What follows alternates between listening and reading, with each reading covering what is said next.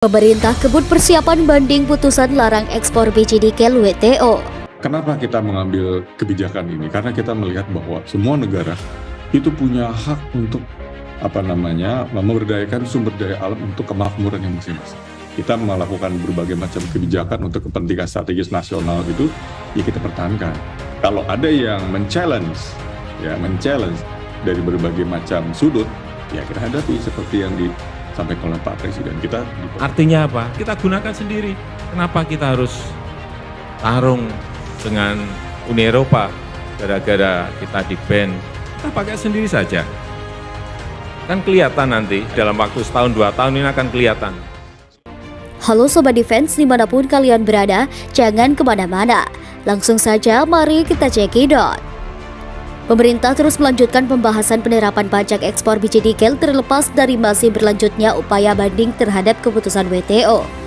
Yang memenangkan gugatan Uni Eropa dalam perkara larangan ekspor biji nikel, pemerintah memastikan akan mengajukan banding usai kalah melawan Uni Eropa dalam gugatan larangan ekspor nikel di Organisasi Perdagangan Dunia. Namun proses ini dinilai bakal sangat berbelit di tengah kemelut ini. Pemerintah tengah mewawancarakan penerapan pajak ekspor biji nikel yang pada prinsipnya memiliki sasaran yang sama, yakni mendorong terjadinya hilirisasi produk nikel di dalam negeri. Pandai Putu Olga Kusuma Wardani, Kepala Pusat Kebijakan Pendapatan Negara Badan Kebijakan Fiskal Kementerian Keuangan, mengatakan bahwa pemerintah tidak begitu terpaku pada hasil banding dalam membahas kebijakan larangan ekspor tersebut.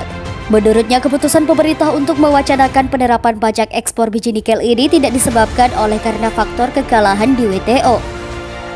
Sebab pada prinsipnya kebijakan perpajakan ekspor memiliki manfaat yang luas, terutama untuk mendukung ketersediaan suplai di dalam negeri. Jadi waktu kita bicara pajak ekspor itu bukan karena gugatan, bukan untuk balas dendam, tidak boleh dikaitkan dengan itu.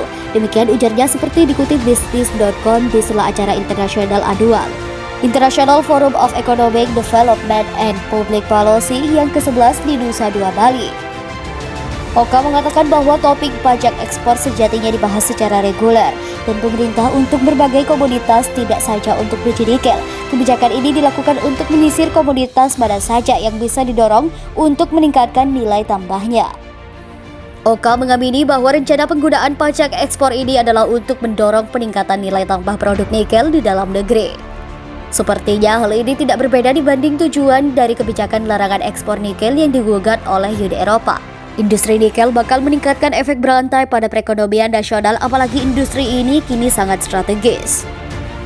Seiring dengan perkembangan industri kendaraan listrik yang mana sangat membutuhkan nikel sebagai komponen utama baterainya, ekonom IPEM FEB UI Teguh Rifki mengatakan bahwa keputusan WTO untuk memenangkan Uni Eropa cukup beralasan dan adil menurutnya.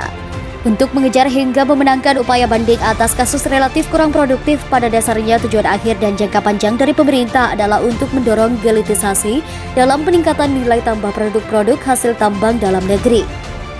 Jadi bagaimana menurut kalian? Silakan komentar di bawah ini. Wassalam.